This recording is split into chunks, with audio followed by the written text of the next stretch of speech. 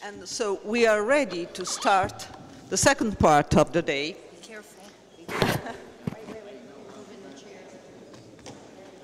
So I asked to Carlo Magrassi and Alex Dencher to join us on the table. And we'll have a few minutes to prepare the second panel.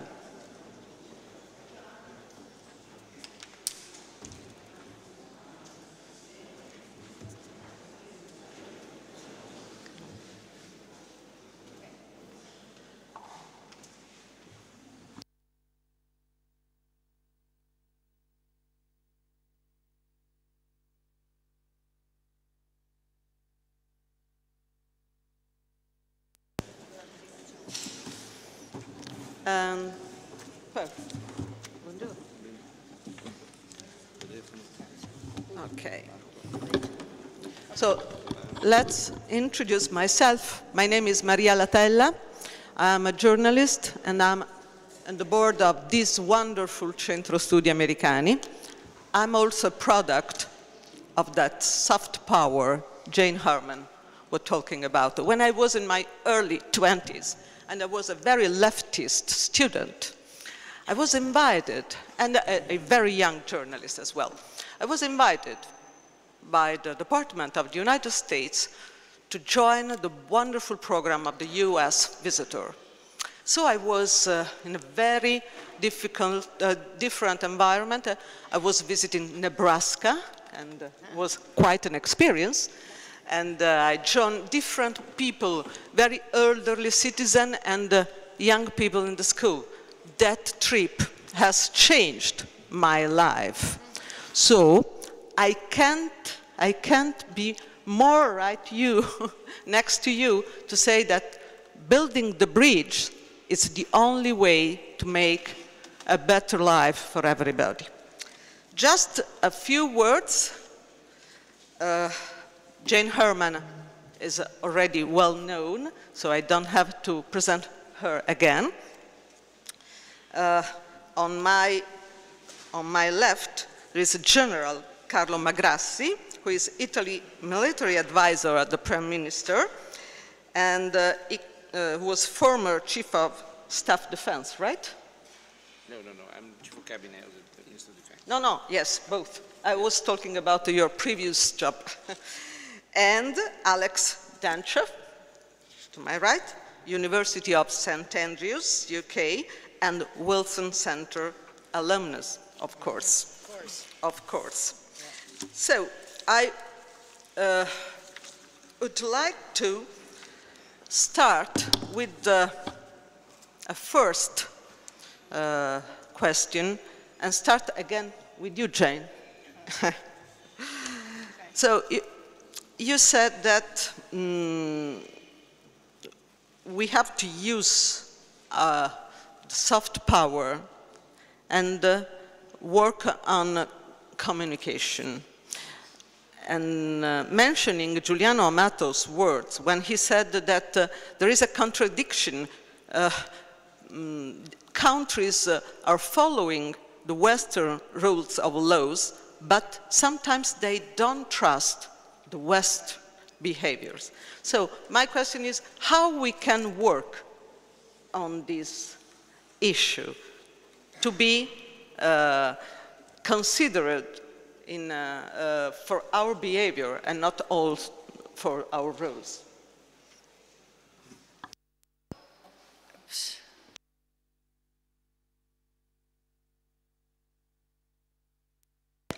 Two on at the same time. Yes. Let's see. No. I think it's on. It's okay. I'm not sure. Oh, it's on. It's on. It's okay. Well, I think everyone has heard enough from me, but I will try here, at least focusing more on, I think our topic today is the threats against us and terrorism and so forth. I think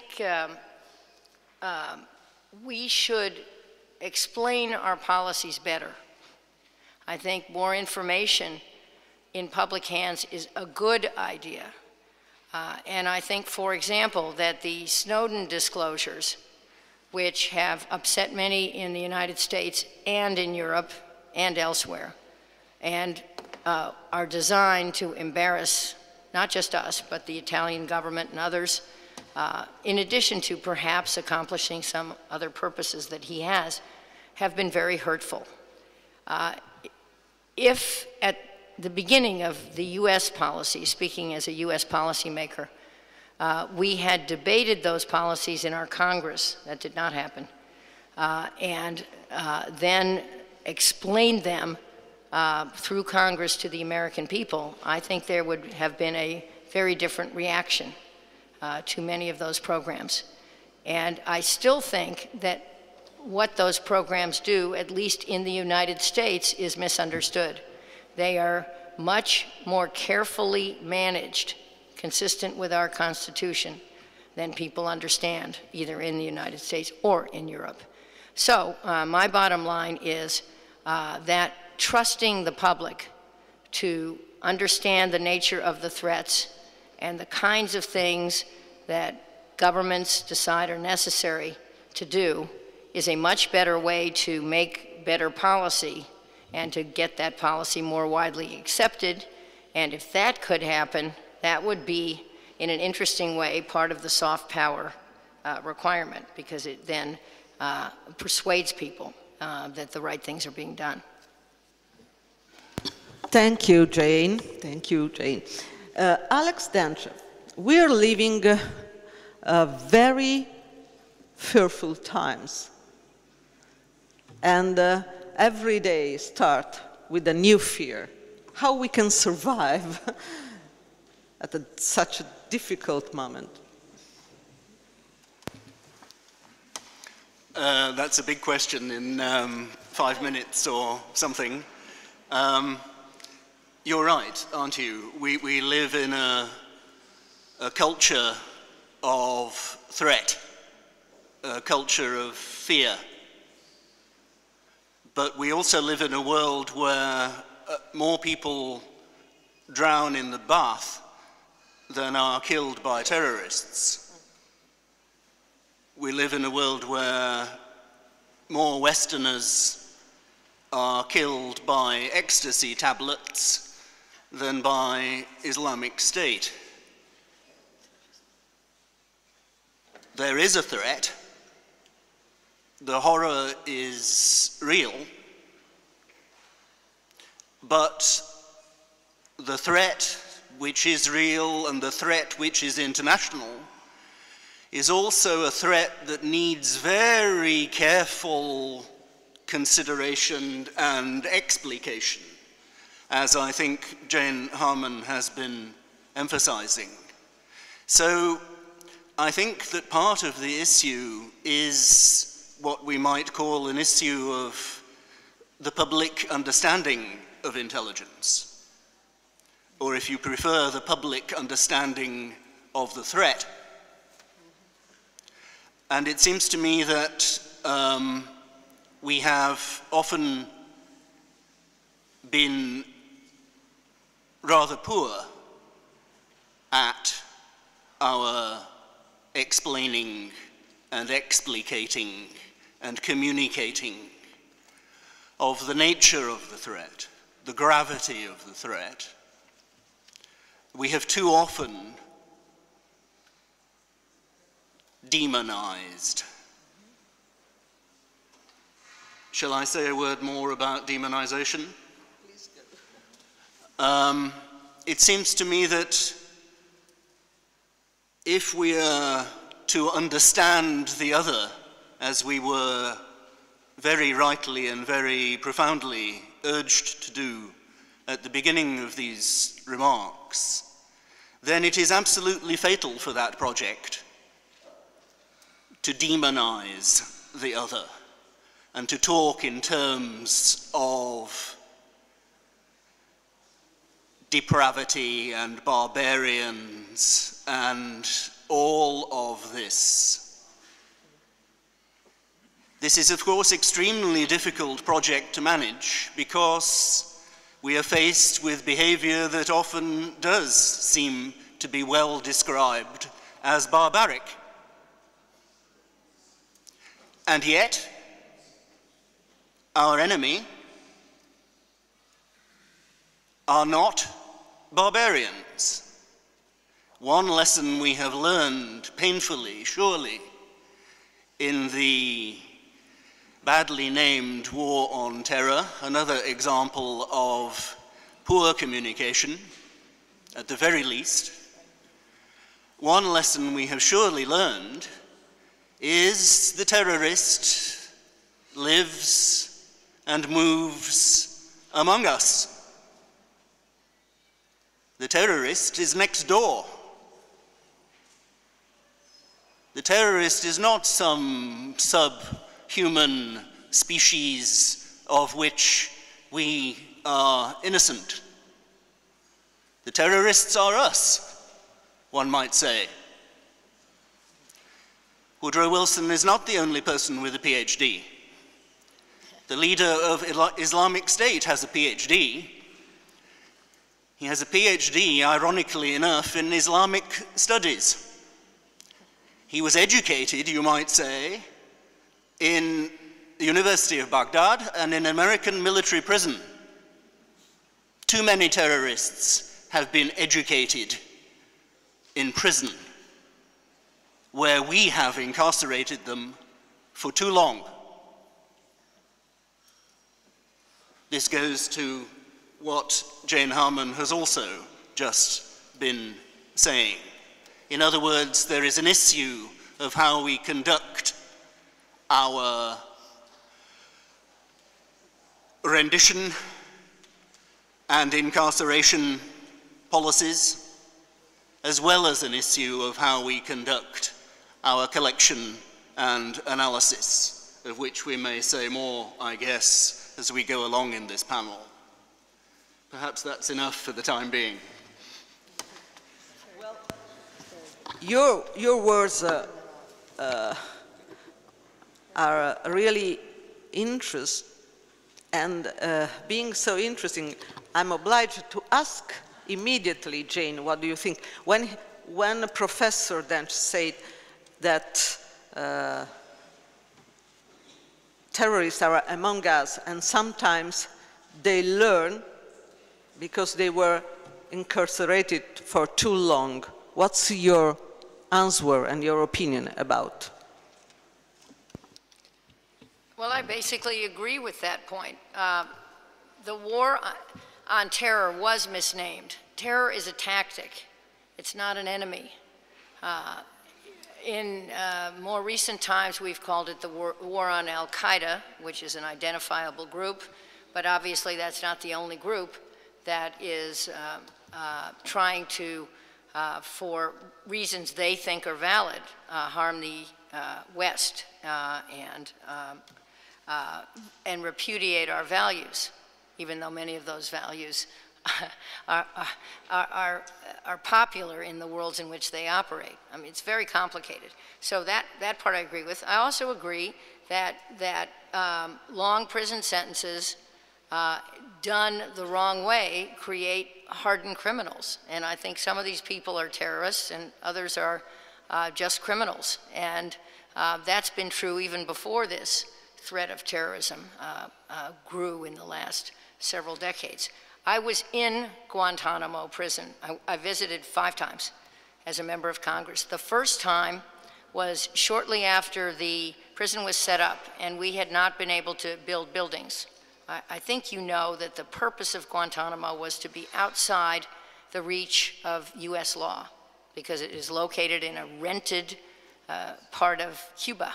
We've rented it for 100 years. It's a very strange story. But at any rate, there weren't buildings to put the prisoners in, so they were put in wire cages, big wire cages, which were, so they were all visible to each other, and they could communicate easily. Most of them came to Guantanamo at the same time. In 2002, I think, is when they came. And many of them are still there. 160 detainees are still there. The point is that through those cages, they could easily communicate and the prison culture was formed then. Now when you see Guantanamo, it's a state-of-the-art modern prison. It has courtrooms. You know, our Supreme Court has declared that it is not outside U.S. law. These people have lawyers. There is a whole process that attaches. But the prison culture has never changed. And looking back on this, I think history will judge harshly this move. Thank you. Thank you very much, Jane. And now it's turn of General Carlo Magrassi. And first of all, I would love we can know what's your opinion about the issue and the words you have listened this morning, and what is at the moment the work together Italy and US are doing, especially on cyber security, that it's a big part of security at this time of the history. Thank you. May I? Yes, please. First, thank you very much. Thank you very much because I feel that really today in this moment we are trying to reach really the roots of the problem. I was expecting one of the usual meetings in which we try to discuss about how we can tackle this kind of things, and we do it. But here, and I appreciate you are trying to go exactly to the very origin of the problem, which is exactly where we have to tackle. Because when you start from the origin of the problem, it's easier to turn the direction after. If you try too much later, it's very hard to redirect this. My experience is in the military. I'm the military advisor now. I was the chief of cabinet a few months ago. But previous than that, I started from a very small village, 600 inhabitants. In my class, there were 3 classes together with one single teacher. And everybody in the small village had to be a friend, because he was the guy that could help you in a very heavy winter snow or other things like that. So there was this kind of feeling, and I think this helped a lot in my life. So I grew up as a military, but I always tried to exactly focus on this kind of aspects that are very human. And everything is human. I mean, the human being via his philosophy or religion or whatever feeling he has, you can name in many ways. You know, there are people that say, okay, there is God, there are other names, and so on. It's how you feel that. But we have to have clear that everything we do, every type of technology we develop, every kind of approach we tackle are always starting from human decision.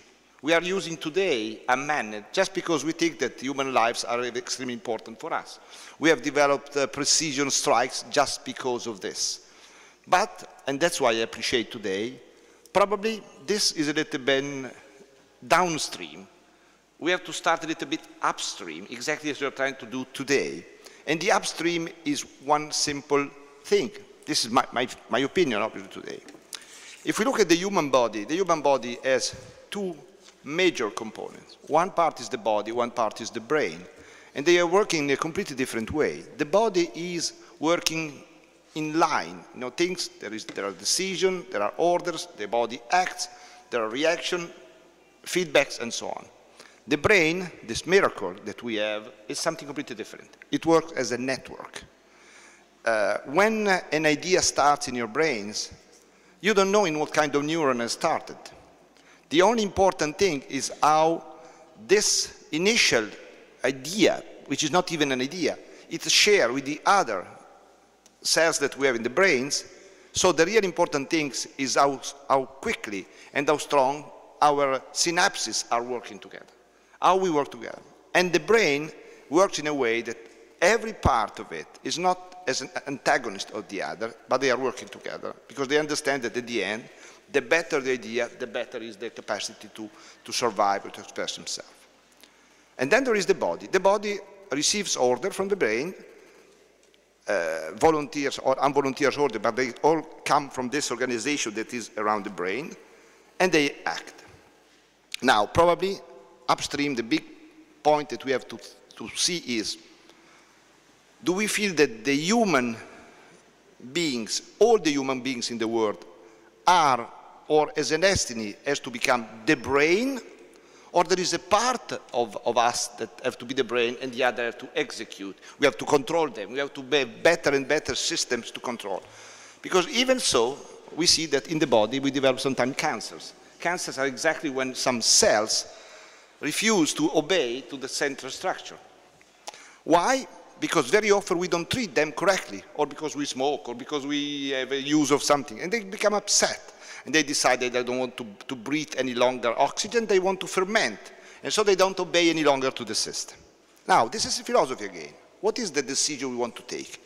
Do we think that we have to push in a direction that all the human beings become the brain, and the world, the art, or the space will be our body, where we live, the system that we use to survive, or we decide exactly to have this kind of separating? Well, I think that if we move for a few limited part of the human beings, trying to control the others, we will always have the kind of problem. This is my feeling. So we have to think and develop devices to go in the direction that we decide to go. I don't know what the decision will be. And I think also that, as if you see when you have two brothers, and one brother goes broken, very often the other brother trying to help him, he tries to do everything, even to get broken himself trying to help him. We need to think in this way. So if we see all the wealth, all we have, in the technology we have, the capacity we have to be used exactly to balance this system, or we have to decide that if we want to have this kind of capacity, technological and so on, to be used only for a group of people to control others. This is the decision. It doesn't mean that we have to immediately share everything. This is not only a religious message, but the religious message at the beginning was correct, because that was the only way to solve this problem. Obviously, the passage has to be slow, because probably there are some cells that are cancer in this moment. They are so upset, they don't accept any longer any message. They are gone. So to go and to try to do something with them, it's almost impossible. We have to exactly work in the way Eugene were mentioning, in the way to, and you also said something, we have to work in the beginning. We have to try to enter when they start creating their way of thinking to work. So I would stop here now. And sorry, probably you were expecting some more military, but you invited me to this kind of thinking, so I moved to your side. I think General Magrassi will have a little more time to talk. Oh, please. Yeah. Little more time to going back to your words. But the words you were saying are a perfect link, I guess, to Professor Denchev issues, because I was impressed by the mention of Hillary Clinton words, and you have mentioned before. Clinton said, "You are a leader because of the legitimacy, but how we can get this if our behavior is not always connected? And second, what is the moment we can know the useful knowledge? How much of the knowledge we can share? These are two different questions for Professor Dench. More large questions. So the first of these goes to the question of living our values and communicating our values and winning the argument, as Jane Harman put it, in helpfully plain language, I think. That's somewhere near the nub of this issue. The issue arises, I think, because in the course of the misbegotten war on terror, we have not been seen to live our values. Guantanamo is, of course, one widely perceived expression of not living the values, and one could mention others. The global symbol of much of this issue is Abu Ghraib. As soon as I mention those words, certain images will pop into your head. Those images are the images that will live in history, in infamy, from our conduct of this war, which is not really a war.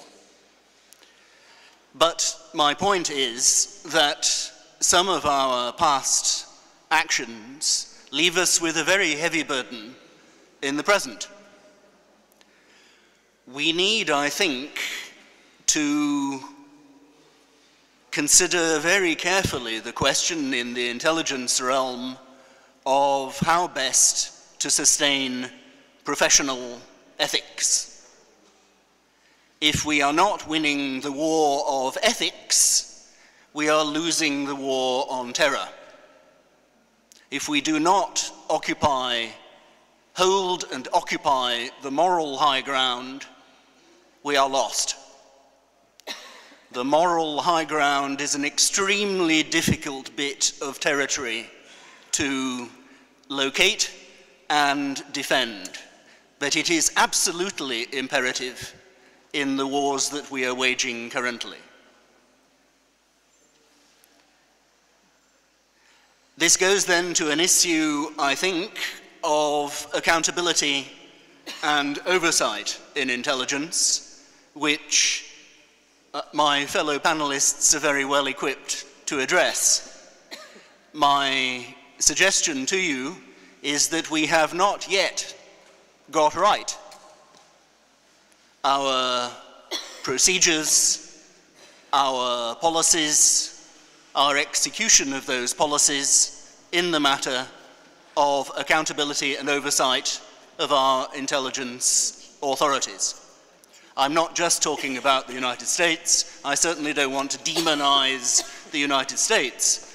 I might as well be talking about the United Kingdom, where many of you will have been following the curious case of Mosam Beg, a case which serves once again to undermine our prosecution of our struggle against terror. The other issue that Maria put to me has to do with where we look for useful knowledge in the intelligence sphere. And I like very much the metaphor of sickness in the body.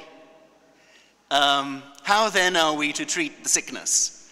Where are we to look for useful knowledge in intelligence matters? As many of you will know here, the military have turned of late to social science, and in particular, anthropology. Is there a lesson here for the intelligence sphere? Surely one of the cardinal issues of the last few years in the intelligence sphere has been our profound ignorance of the other. Our ignorance of their history, our ignorance of their culture, our ignorance of their languages, our ignorance of their religious beliefs, our almost total ignorance. If there is something in that proposition, it is a very fundamental issue for our conduct of policy. How then are we to remedy this? How are we to make inroads into our ignorance? Where are we to turn for useful knowledge? History, surely. How are we to make best use of historians in the intelligence community, in the secret world? How are scholars to be inducted into the secret world? Which kind of scholars? Which kinds of knowledge? Historians? Yes. Anthropologists? I think so. Sociologists? You will have your own ologies to suggest. How are we to draw upon and integrate these ologies, these knowledges? For we surely need to do so. Otherwise, we will remain in the business of drones and remote killing. However discriminate, however targeted, that will never, ever win us the wars we want to wage. It's very, very interesting issues. I am fond of the television serial Homeland. How many knows Homeland fiction? It's great. Homeland, yes. I suppose you... Every minute, watch every minute. Every minute as well. So my question for Jane is, what is the need for intelligence now? How intelligence can use anthropologists, historians, in which sense they are the new answer? Well, first of all, Homeland, the TV series in the United States, has started again for the 4th season. And the first episode is called Drone Queen. And it is about this bipolar woman who is now in Turkey and who is reviewing the use of a drone for to capture someone in, I think it's the tribal areas of Pakistan. At any rate, she reviews the evidence, makes the decision that the drone should target this facility, which happens. The leader, the bad guy, is taken out, but so is an entire wedding party. And this poses a dilemma, obviously. The show is quite accurate. I do not know who talks to the producers of it, but it's a very interesting show, and it raises a lot of the toughest questions. I want to answer you, but I want to make a couple of comments just because of what Alex said. First, maybe it's because I'm a mother of 4 children, but I know that perfection is not an option. We are never going to get this perfectly right. We need to try harder, but mistakes will be made. And we will not live our values perfectly, but we can live our values better. And this applies not just to the US and the UK, but to the countries many of you come from too, like Egypt, Mushara, and Russia, to many of you, and Ukraine, and elsewhere, and Italy. Perfection is not an option, but we all need to strive to do better, because this threat is not just focused at our countries, it's focused at your countries too. And if you do better, you will have a better chance of winning the argument. So that's a comment I wanted to make. Now, of course, I forgot what the question is. What?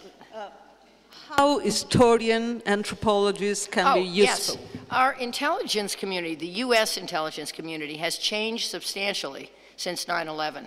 Our intelligence was, we had an intelligence failure on 9/11, plus our intelligence was wrong on the threat posed by Saddam Hussein in Iraq. Those are 2 big failures.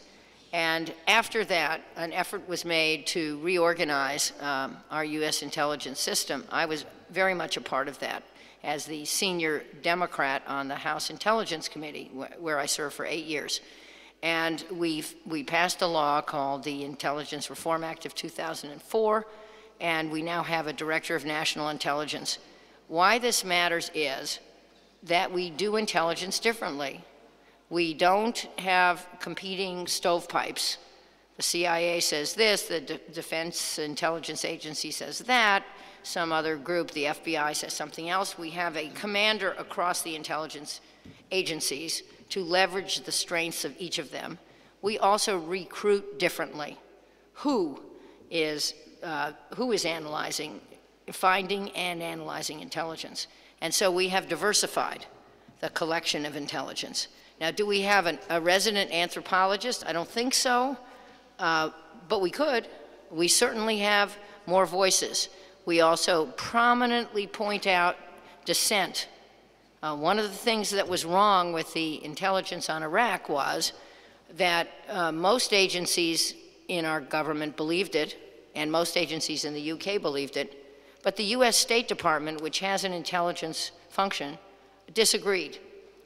And no one heard them. No one heard their disagreement. It is now very clear when you read US intelligence products, right near the front, it's who disagrees in a big box. So you can see it and what are the reasons. And in addition to that, there are outsiders who are asked to review the intelligence and critique it. So we're not perfect, I agree, Alex, but we are substantially improved in bringing different disciplines and different voices to the effort of preparing and both collecting and analyzing intelligence. Thank you. And talking about perfection, that's your moment, General Magrassi, because I think that the audience is still curious to know how we can not be perfect, but how we can improve the knowledge on security, even on the military side. So it's up to you now. Thank you again. Just a few words to conclude the points I made before, and I will move to try to answer the question. The point I made before said is a decision, a philosophical, religion, but human decision on how we want to handle our future. And from this decision comes all the rest. Intelligence, drones, wars, military. They are all expression of tools that we have developed in order to try to reach something. Obviously, in this moment, the US, Europe, Australia, others, we are all on the same side on a common concept of how we see lives, the democratic values, religions, and so on. Somebody exactly is not thinking about that. So for sure, we need to maintain this kind of effort to increase our capacity on intelligence, on drones, on other things. But we have to understand that all these kind of things will not win the war. They will just provide us with a condition to reach that end states that we want in terms of our values. This is the valid use of this kind of things. If we do this with these kind of things in mind, we understand that it's some kind of a fence or something that we create, of a wall that we create in order to be able to develop what we want. But sooner or later, this wall has to be removed. Otherwise, behind the wall, there will be somebody developing tool exactly to attack us. This is very simple. It happened all the time. So I think that one sure approach is that we can reach this condition of democratic values spreading everywhere. Let's name it, but there could be other points. Only if we create this kind of network, so that all the different parts of the network think in the same way. They see themselves as a way to create something. For this reason, we have to work more and more, understanding that exactly intelligence, drones, or other things today have a chance only if we play more and more together. It's due because of this, but also if we want to see from the economic expression of it, or the way to share at the end the result of this, we are forced to do this. The cost of today's and future systems are extremely high. We cannot afford any longer to have them by ourselves. General, may I stop just 1 minute? Because I think that maybe some of you have questions, and I want to encourage you to think about, because after General McGrath's speech, we can have your question and have a real conversation. Thank you. So, so just concluding, I think that we have to push in this direction, and we are doing it. NATO is an incredible body for this kind of thing. NATO has changed somehow completely its way of thinking, the reason why it started. And it's becoming more and more a place that from a gendarme of the Western world is becoming more and more via the comprehensive approach, and something is a tool exactly to not only to provide a military approach to things, but more and more a tool to create that kind of condition in which the democratic values so are spread, understanding exactly that we have to start from the origin. We cannot start after. We cannot just convince them via the military force or via putting them in jails or so on. It's exactly true. So for this reason, what I see, and I hope to answer to your question, I see more and more that intelligence, high tech, and so on, are becoming one incredible tool to join the world. And this kind of tool is transferred on civil sectors. The way of flying of the future will benefit from it. Internet started from the military world. All these kind of things had a valid growth exactly because from a military need, they moved to become incredible tools to develop that kind of network that we will need to have at worldwide level. If we will be able to do this, we will succeed. If we will not be able to do this, we will not succeed. What I see today is this will exactly to cooperate, to exchange. And that's why I think this has to be the focus of our work. To focus on the fact and to have a political push on that we need to enlarge and to gather more and more countries, more and more realities around this kind of history. This is the only way to reach the condition we want to reach. Can I add one thing on that? Please. I agree, and I do agree that the careful use of drones as one tool is correct.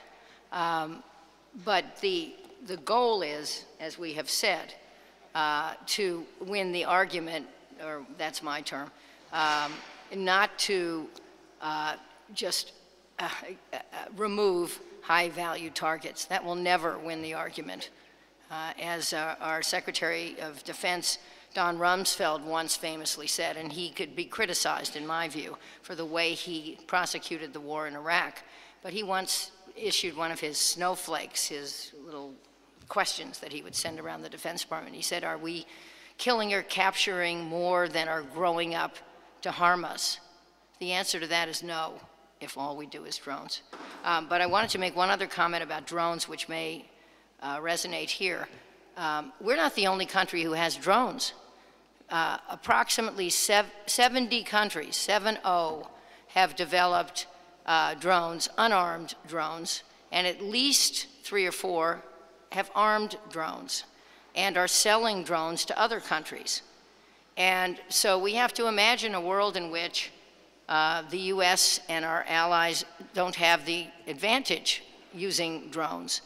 And that, it seems to me, suggests that we need some international understanding of what the rules are for the use of drones. We also need an understanding, by the way, for the use of offensive cyber attacks.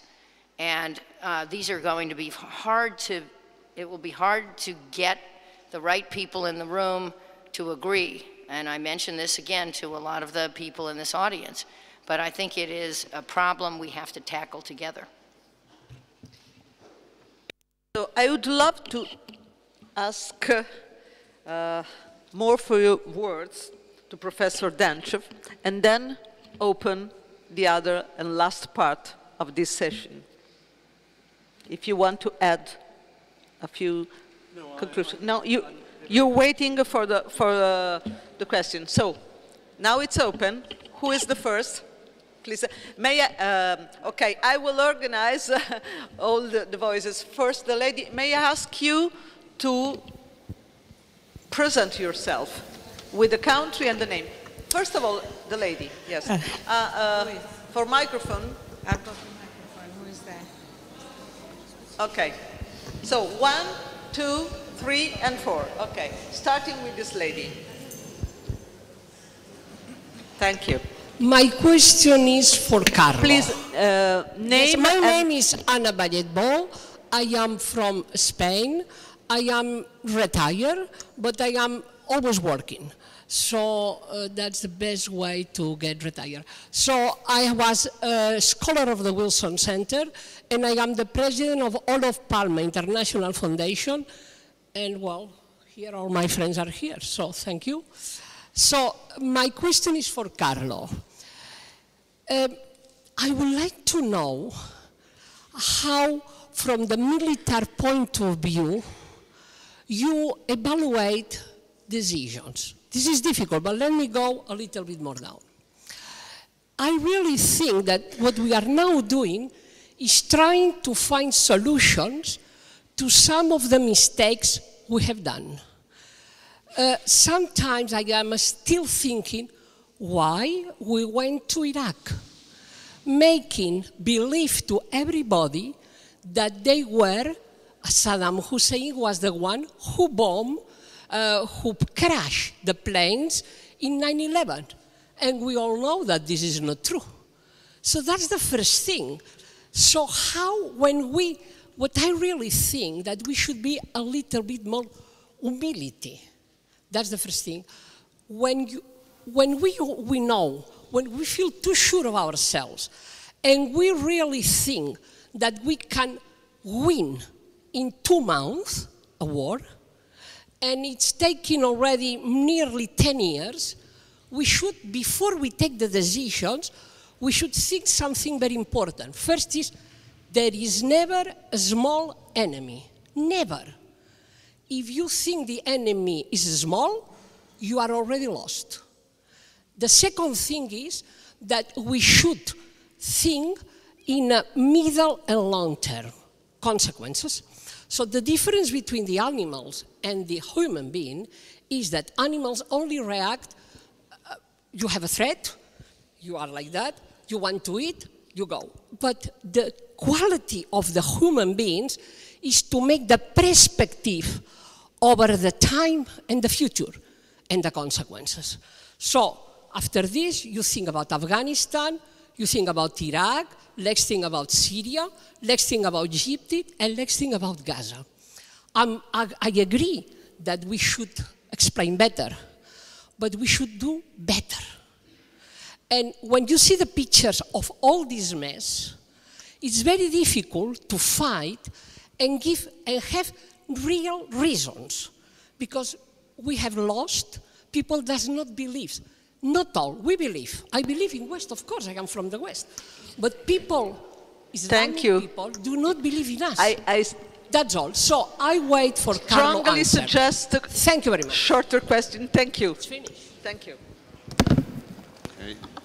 Thank you for... The answer maybe will be shorter than the question. No. Thank you for... because it allows me to answer to one point that very often is a little bit confused.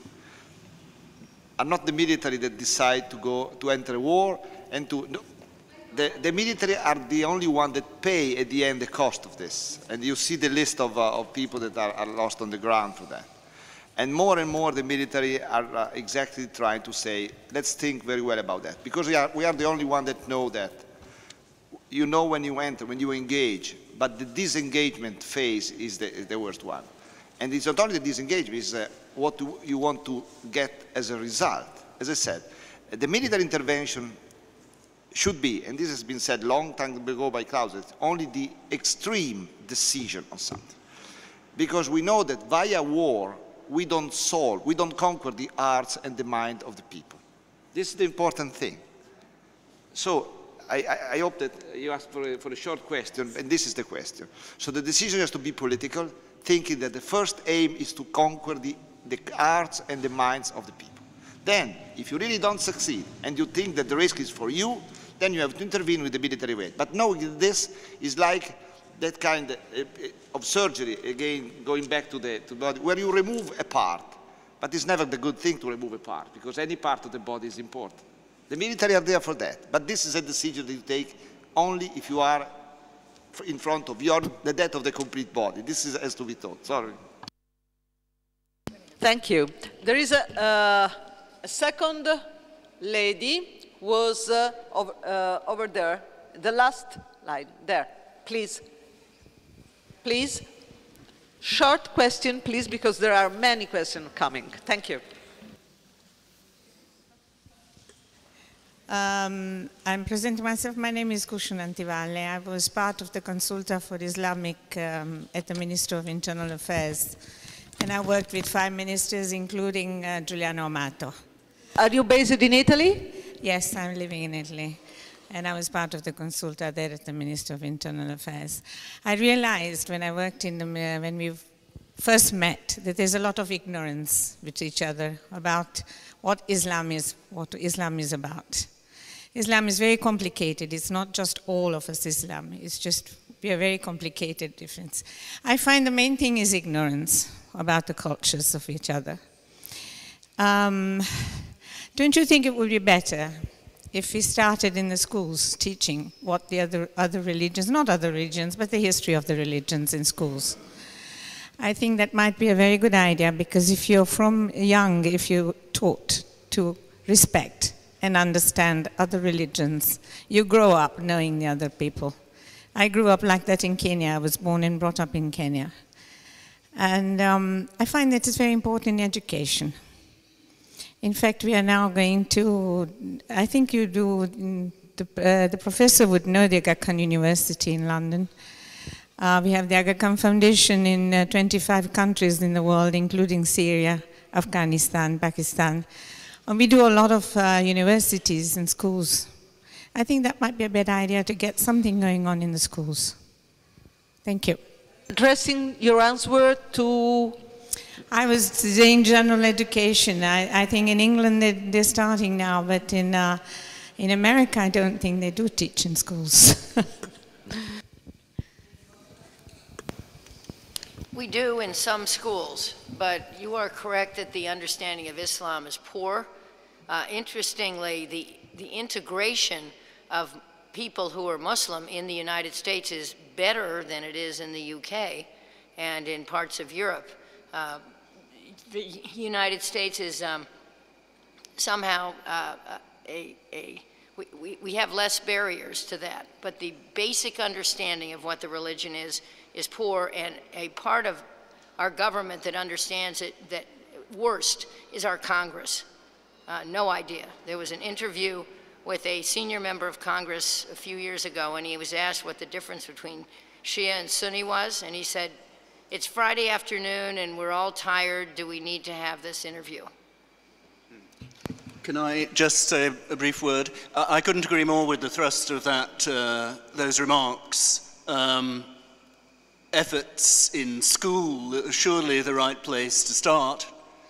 Comparative religion is one extraordinarily important aspect of this, but it goes broader. The number of people who are studying foreign languages in British schools in the 21st century are plummeting. That's a disaster. We need targets for the study of foreign languages, for the study of comparative religions, for the study of a number of the different disciplines that we've touched on this morning, in schools, in universities, and I suggest in the intelligence community. How many competent Arab linguists are there in national intelligence communities today as we speak? I don't know the answer to that, and the numbers may be rising, but I dare say there aren't enough. We still suffered from what was, in effect, strategic surprise when confronted by ISIS. After two ladies, time for a gentleman, please. Yes, thank We you. believe in gender balance. Oh, thank you very much. Very kind of you. First of all, I do congratulate with the speakers, for their presentation. I am Vice Admiral Mario Me. I am a former National Defense University, and currently as a reserve officer, professor of security and defense at our High Defense Studies Institute in Rome. Our High Defense Studies, Centro Alti Studi di Difesa of Rome. It is correct, to say that it is a nonsense to fight terrorism, because terrorism is a tactic, whereas we have to address the ideology which defines the end. The same applies for the use of military. Military instrument cannot be used without a political project. And I want to throw the question here of ISIS. ISIS has had, in recent months, a very impressive, suite for follow-up and so on. Some days before, some pickups with the black flag of ISIS were in Derna, thousands of kilometers outside the Red Crescent. I want to ask the panel, how can an enterprise like that, which combines what is called, in technical terms, the fourth generation warfare, which combines regular military, terrorist tactics, criminal activities such as abduction, and so on, all integrated, in a way that it seems it works. How fight with the air power? Mushroom clouds that we see are impressive, but do not work inside towns.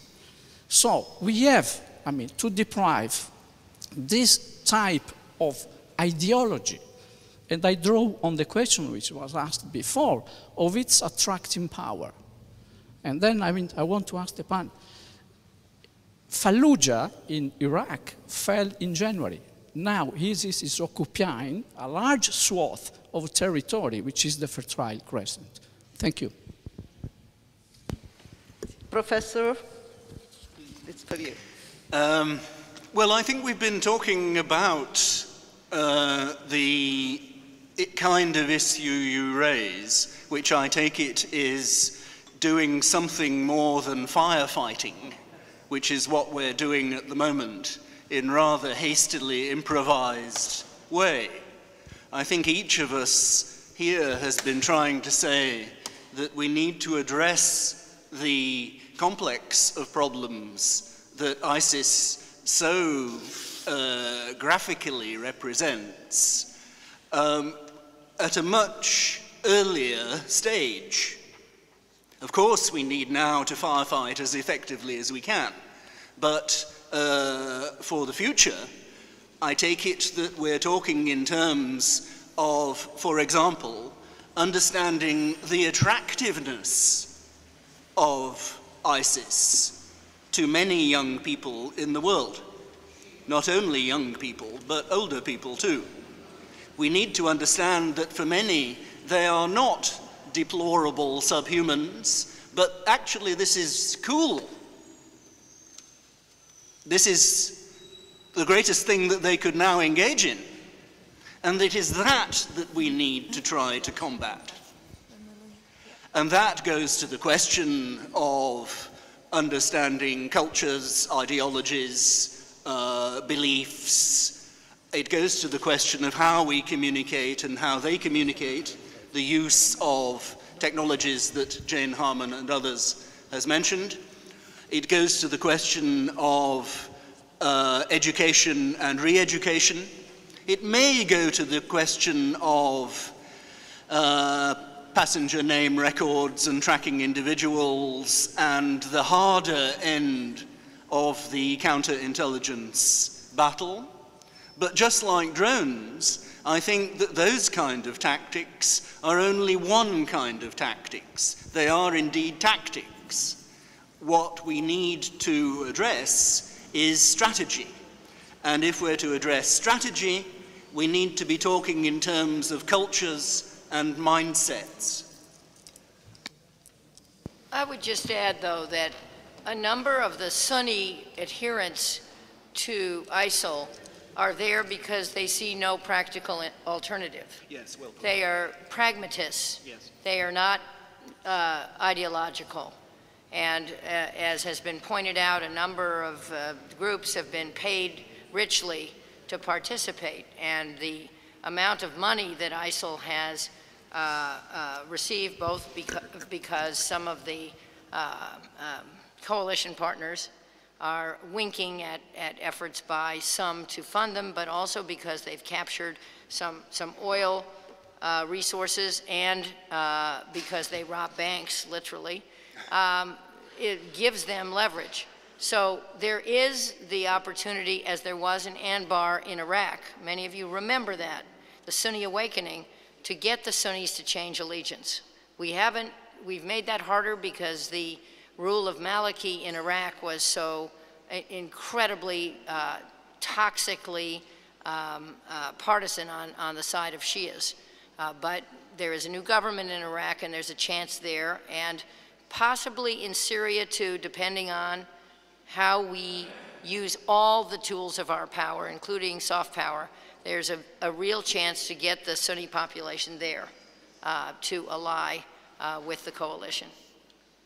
So there is the lady with the pale terrier, and then the other one, please. My name is Maria Koinova. I'm associate professor at Warwick University. So my question is for Jane. From which country? The UK. So my question is for Jane. I have a quick question for Alex Danchev too. The question is the following. You keep on talking about the soft power and the spaces of rejection and opposition and acceptance. So for me, the interesting space is where already some amalgamation is taking place, and I work, for example, on diasporas and contested sovereignty.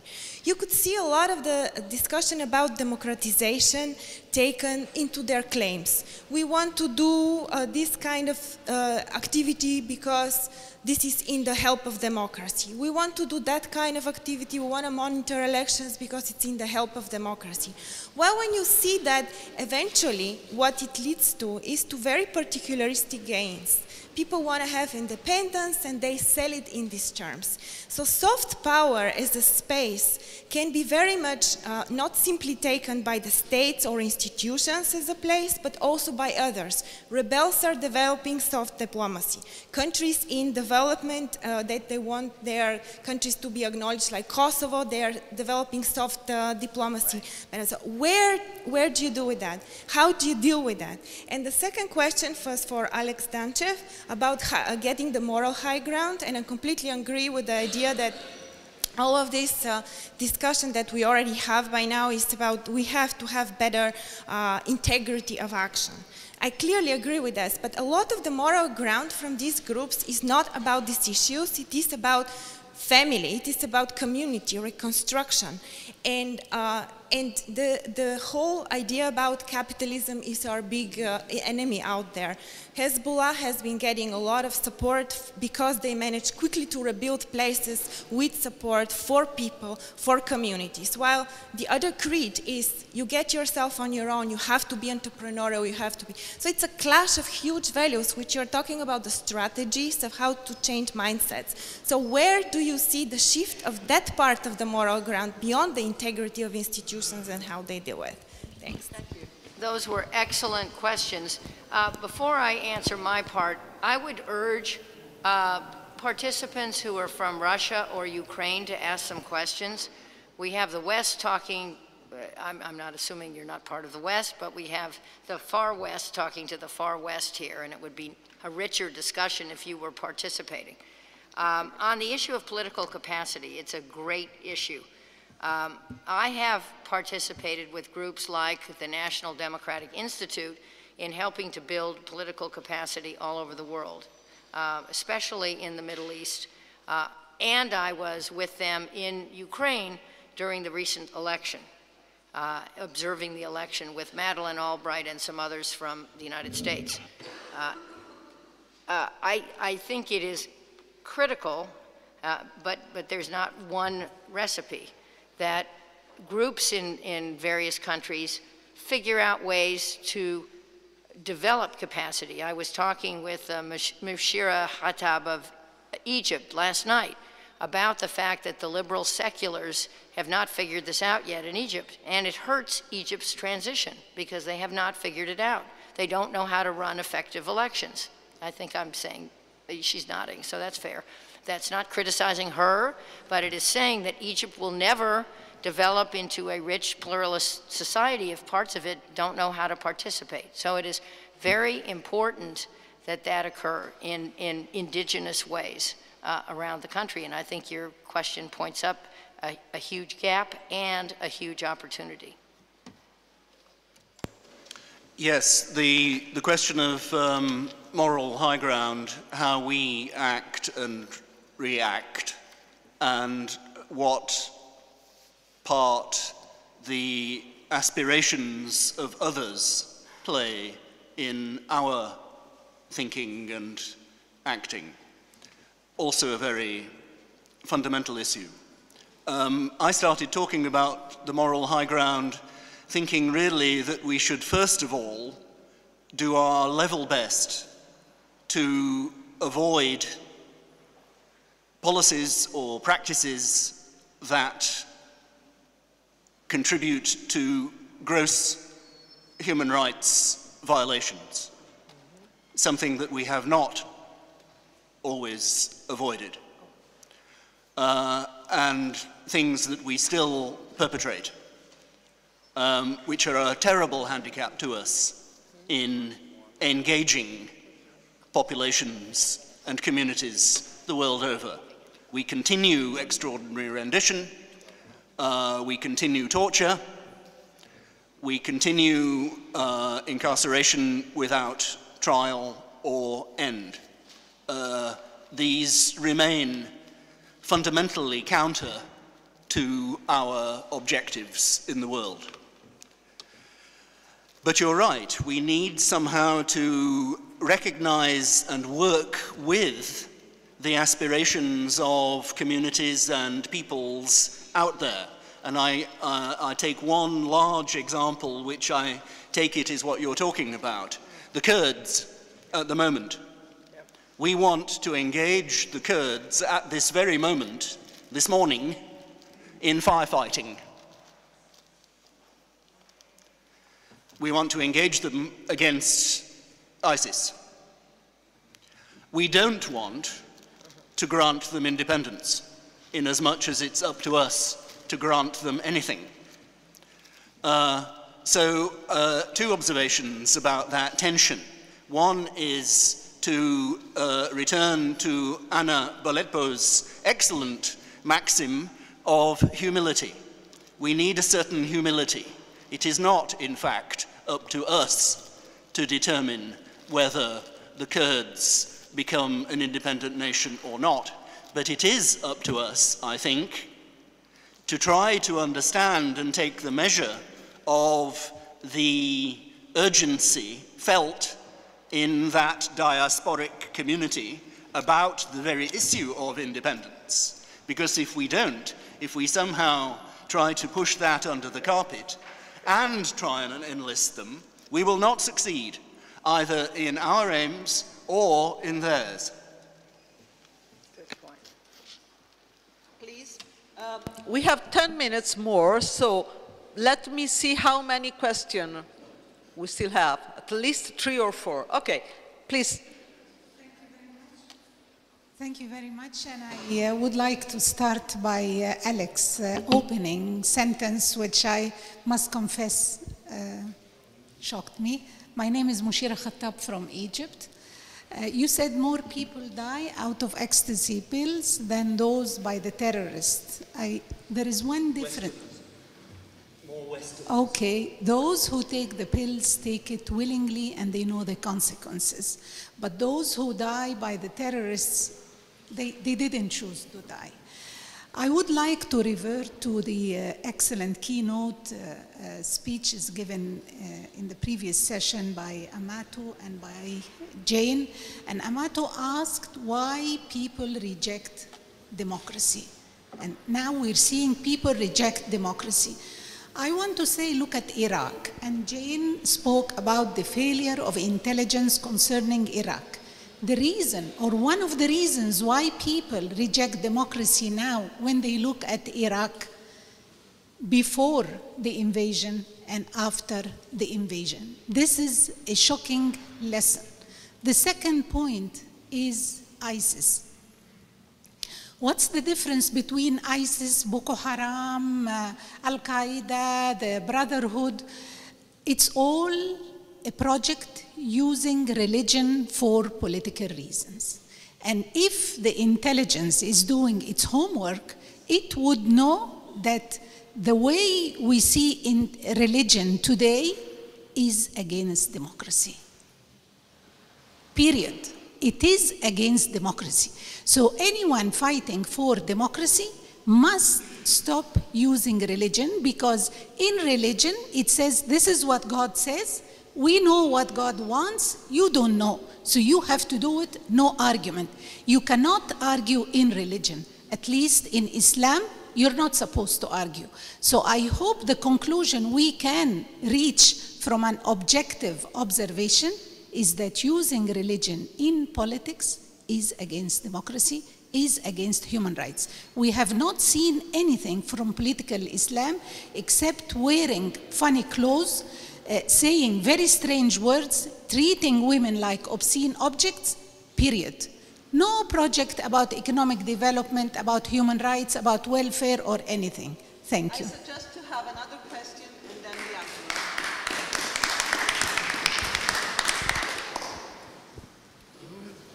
We can have 3 questions and one answer, if you agree. Please. Thank you. I would like to make, I'm Merle Lipton from King's College, London. What I have to say follows on to some extent from what was just said, and I'd like to make 2 points about the excellent discussions we've had on this basic question of values. The first, which follows on from that, is while there is this contradiction that Amato referred to between, on the one hand, what seems to be admiration for, aspiration towards much that the West has achieved. This is not always Western values in the sense of democracy and human rights. It is often the science, the technology, and the living standards. So while we have to be careful that we don't undermine these values, not only in themselves, but because we undermine their legitimacy, we must remember that there is a big divide on values. And the second point I want to make is that while I agree with the thrust of the discussion about the fundamental importance of values, it is not just about values, it is also about interests.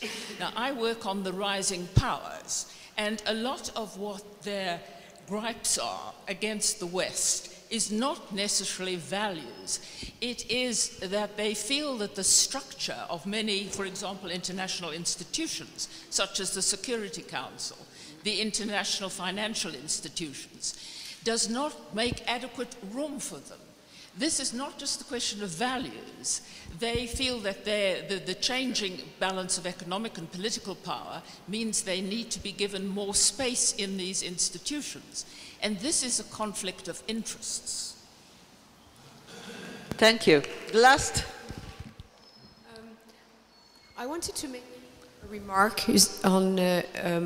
Will you present yourself? Oh, sorry, please? I'm sorry. Anne-Marie Le Gloanec, Sciences Po, Paris. And I wanted to go back to what Alex was saying concerning education.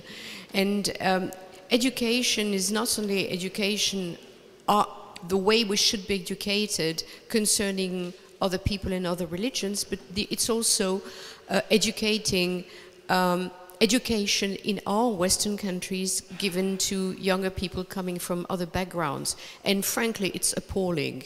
I mean, look at the situation of France, where the education system is terrible anyway. I mean, two-speed system, and the lower speed or the no speed produces a number of people, by the way, not only originally Muslims, but people also who turn to Islam as a kind of harbor, which brings me to my second point, which is not only the practical or the objective aspect, but the subjective aspect of this, the psychology. And there is a number of studies, including very good novels, concerning people of the second generation who do not fit anywhere, they do not belong to the society where their parents came from, they are not fitting in the society or feel ill at ease in the society where their parents struggled to adapt, and they are those who are willing to go anywhere just because they are very uncomfortable, let's put it this way. Finally, maybe coming back to education, there's also something which should be funded, which would be education in a number of countries, in particular where madrasas are the only source of education, right? This is a very important issue for us Europeans, especially in France and the United Kingdom, but it's an increasing problem in Italy as well. So we had a very interesting question for all of you. Well, I think some of those are healthy observations which can stand as observations and don't necessarily need any comment from certainly from me. I just want to say one thing perhaps about the question of religion and politics. Perhaps two things. Surely religion and politics are inextricably interlinked in practice, whether we like it or not. It's not a matter of keeping them separate. They are inseparable. It's a question of how we conduct them. Secondly, it seems to me that religion has not been entirely for the negative in international affairs of late. One could argue that the impulse toward Arab Springs has indeed sprung in part from religion. So, and I guess that many of us here would consider those movements to be, on the whole, positive and not negative. So this is only really an observation along the lines of we have to live with it and work with it and not think in terms of excluding it. Thank you. General, we are going to the end of this session. Yes, just very shortly, about the question about interest and values, I agree. But I think that we are at the end talking about values, talking also about interest, because if we take a businessman or a monk, they have different interests, and they are based on their values. So somehow, at the end, everything starts from the values, and then you build your interest in your life and so on. So I think that it's very correct anyhow, because the result is this. But we need to go to the origin, which is in terms of values, where culture, education from the beginning is extremely important. About the last question, I think that the lady touched about a very important issue. Today we see, I mean, in the past we used to have a separation between the intelligence looking abroad and the intelligence looking inside a state. You know, there were very strong divisions. Sometimes they didn't even communicate. Okay, now we see that from a problem that can start about an issue of intelligence inside, you can have a warrior that goes abroad, and they just a simple example. So really, intelligence here, not looking as... In Europe, especially. Exactly. Exactly. In Europe, in many other, yeah, exactly. And so this is another issue that says that all the intelligence way of working, which is not the military intelligence, the interior intelligence, or other type of intelligence, they have to go together, because at the end it is how we can tackle with a decision for the future, because it will always be a decision for the future, having the maximum of the information, the maximum of understanding, And we go back to the values too. Intelligence is also based on those values and there's interest in order to take the best decision to tackle a situation that is in the future. You know, there was the famous one saying, I hate I hate to make forecasts, especially when they are related to the future. Okay, intelligence is only related to, based on knowledge, to take a decision for the future. This is the very difficult thing. It's extremely important that we bring all this kind of knowledge together, because it's the only way to take the best possible decision for the future. So, while I thank you, everyone, for listening to this session, I ask to the Honorable Jane Herman to have the conclusion of this morning that, in my opinion, was extremely challenging and, in my opinion, useful. Please. Well, I thought the discussion was very interesting on this panel and with this audience. I will not be here for the other sessions, and I apologize, but my colleagues who know so much about this will be there and will be moderating those panels. A couple of comments on the questions and then on next steps, at least as I am thinking about them from my perspective. The intelligence community, as you pointed out, Carlo, about the defense community, does not make policy. It makes predictions for the future based on best available information. Sometimes the predictions are wrong, sometimes the methodology is wrong. It's the policymakers who make the policy. In most countries, those are elected officials. They have to run for office, as I did and some of you have, and face the people and persuade the people that they should be the policymakers. This is an opportunity, and it has not been used well, for people to have a bigger voice. And none of this will get fixed, I don't believe, unless there is more buy-in from publics around the world. That will align interests and values in a way that they're not aligned. You are right to make that point. An election doesn't make a democracy, but an election is a tool for a democracy to hold people accountable. And we need, it seems to me, to have much more interaction between the people of countries and their governments, and a much better explanation of what those governments are doing. That's where I started this morning. And hopefully, as this discussion continues, more of you will participate, because you don't only come from the far west of Europe and the United States. Please participate. And let me conclude with a suggestion that one of our alumni from Russia made to me last night.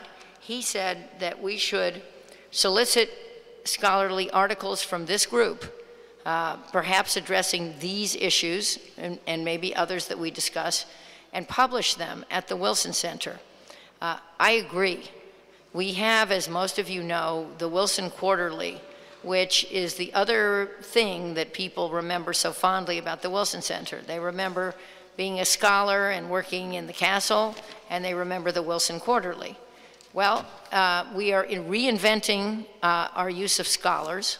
This is the first reinvention, and I'm very excited about it. We are also reinventing the Wilson Quarterly, which was much too expensive to publish in a print version. It is now online. And it is quarterly. And I am suggesting, and I think my colleagues are interested too, that we come up with a format where one of the 4 quarterlies each year is the scholar issue. And we solicit articles from scholars on timely subjects, and we publish them in this quarterly online, which will have now a database of many more than it did. We do have 4,500 scholars in this database, but we have lots of outreach to academics, journalists, and governments around the world, and we can continue to improve it. So I see this day as the beginning of a very new relationship between CAS and the Wilson Center, between the scholars in Europe and the scholars in Russia, and between the the opportunities for all of you to use the tools that maybe you enhanced at those conversations at the Wilson Center with Sherry at 5 o'clock, to use those talents and those bridges to contribute to some of the most difficult answers of the problems confronting the world. So I'm very optimistic. I always say that if I were not an optimist, why would I have served in the United States Congress for 17 years? But guess what? Now I get to serve as the head of the Wilson Center, and it is a real privilege. Thank you very much for coming this morning.